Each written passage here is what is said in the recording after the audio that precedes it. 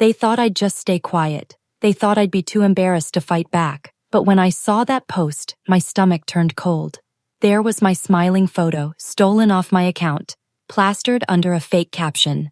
NAEN promised to give her sister an apartment at the graduation party. I never promised that, but they knew exactly how social pressure worked.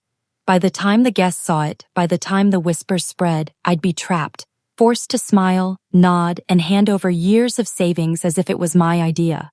That was their little scheme. But I don't play games I can't win. I used to think my family actually loved me. I'd been working since I was 16, juggling jobs and school, quietly tucking money into accounts no one knew about. Meanwhile, Emma, my younger sister, got everything handed to her. Endless allowances, full tuition paid, car keys dropped into her hand like candy. Whenever I asked for fairness, I got the same line: "You're older, you're stronger, you can handle more." So I handled it. All of it.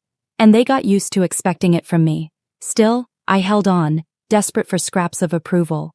If I gave enough, maybe they'd finally see me. Maybe love didn't have to be one-sided.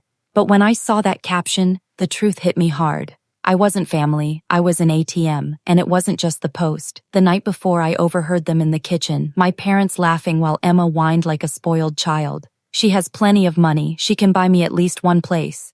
And my mother's reply: "She won't dare refuse, not in front of everyone." They weren't even hiding it anymore. My life, my work, my money, it was theirs to hand out. That was the moment something snapped inside me. I didn't scream or argue. That would only give them time to twist it, to paint me as selfish. Instead, I stayed calm. I smiled at breakfast, complimented Emma's dress, asked my parents about the party schedule. Meanwhile, I set my own plan in motion. I called my lawyer, reviewed my contracts, double-checked the paperwork I'd been preparing for months. Assets, investments, a trust fund in my name only. Everything they thought they could take was sealed off, untouchable.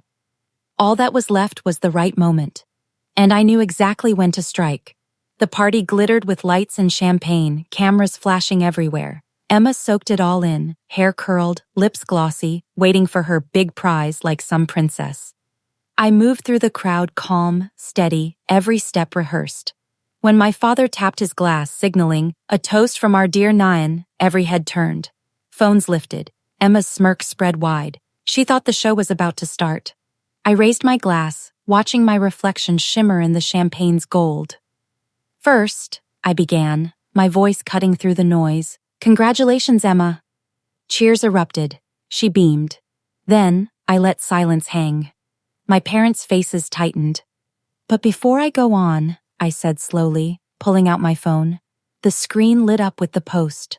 My picture. Their lie. NAEN promised to give her sister an apartment at the graduation party. Gasps spread across the room. Emma's smile collapsed. My parents froze.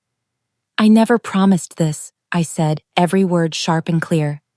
"And I will not be giving Emma, or anyone, an apartment." The room went still.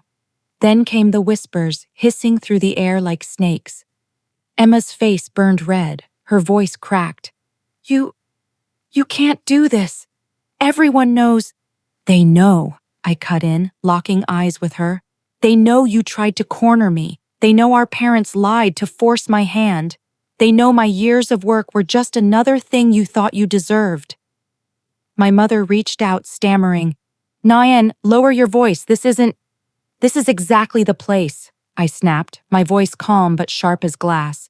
"For years you erased me in private, but tonight everyone sees the truth." My father tried to smooth it over with a brittle laugh. "Sweetheart, don't be dramatic. Of course it was just a joke." "Then explain," I shot back, "why you told Emma I wouldn't dare refuse in front of everyone." Silence. Their faces drained of color. They hadn't realized I'd heard them. And now the guests, every last one, were watching. I set down my glass. "Here's my real toast," I said steadily.